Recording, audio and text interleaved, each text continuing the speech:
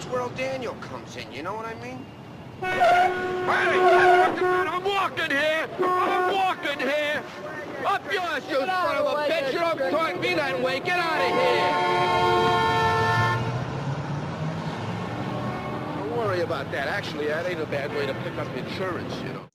That was a scene from Midnight Cowboy, part of which was unscripted, in fact. The specific part that we're looking at, since we're looking at environment this week, the interaction with the taxi cab was not part of the script originally. Instead, a New York City taxi driver ignored the shooting signs and decided to drive straight through the set.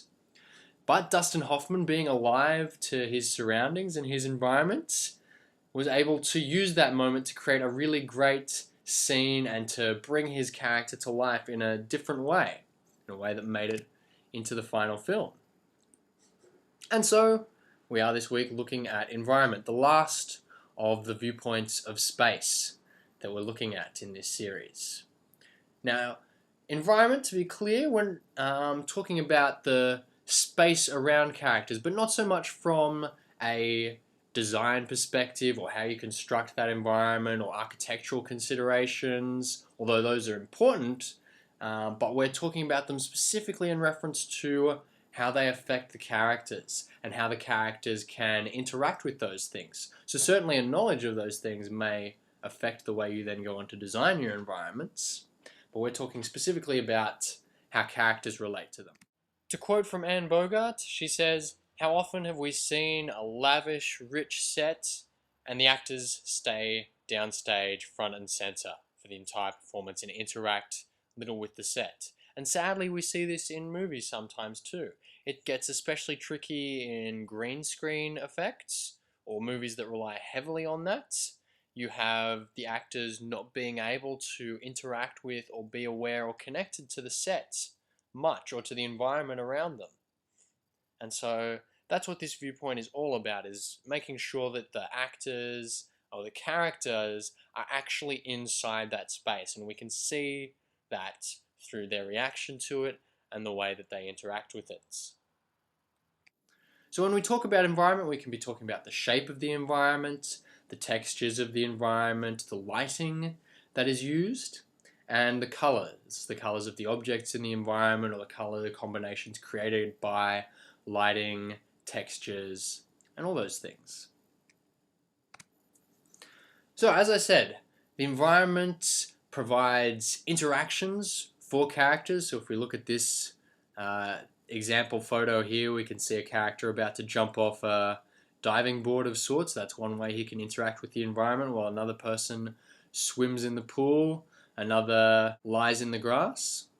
And the environment also affects the characters. So this environment creates a particular kind of mood, which we can see influencing the characters who are reclining on the grass, and the other character too, reclining in the pool. So all of them feeling very relaxed by this environment. So this is often used and should be used whenever you put your character in a new environment. They must respond to that environment, or even if it's an old environment. So when a character returns home, either after a long day, there's a change in them from the return to that familiar setting. And if it's, from not just a long day, but a long year or a long holiday, then again, there's a change from coming into that environment that they're familiar with, that have all sorts of associated experiences growing up, all of that. And we see the same thing here in Wizard of Oz, for example.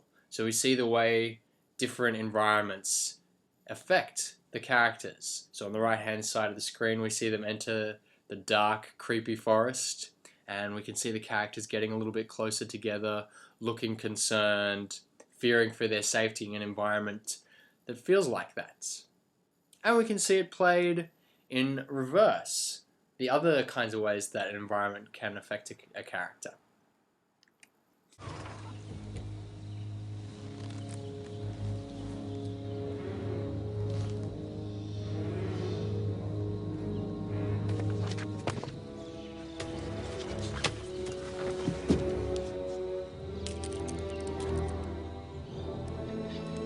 This species of variformin's been extinct since the Cretaceous period. I mean, this thing is a this thing. What?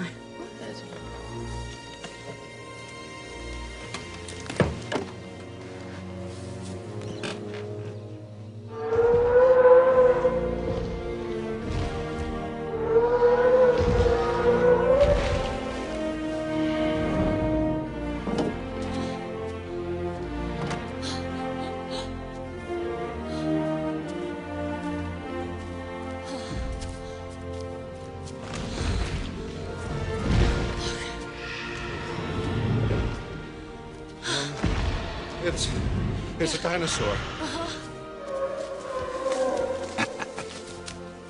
You're dead.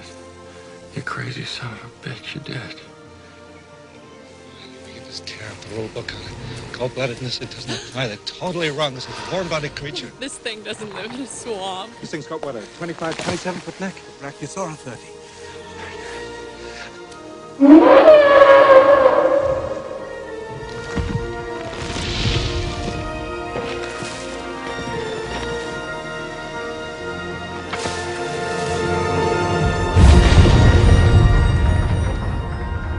We're gonna make a fortune with this place.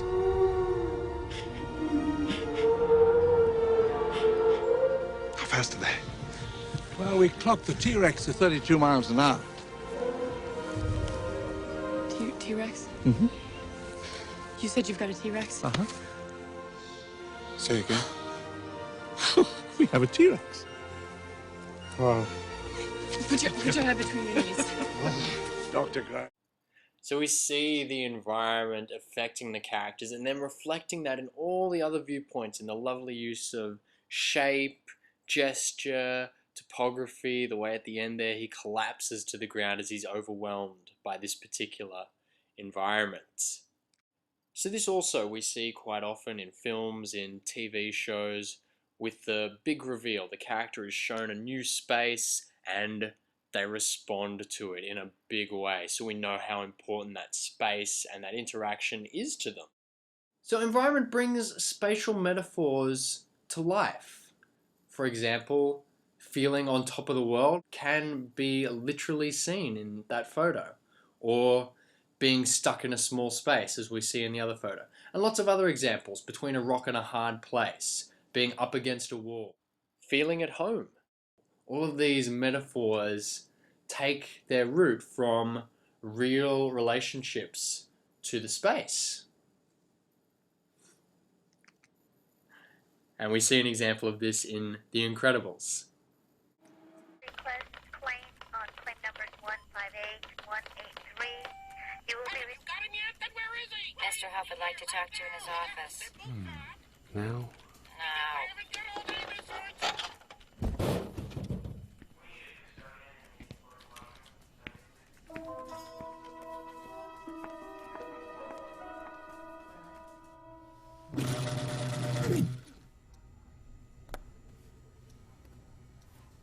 Sit down, Bob.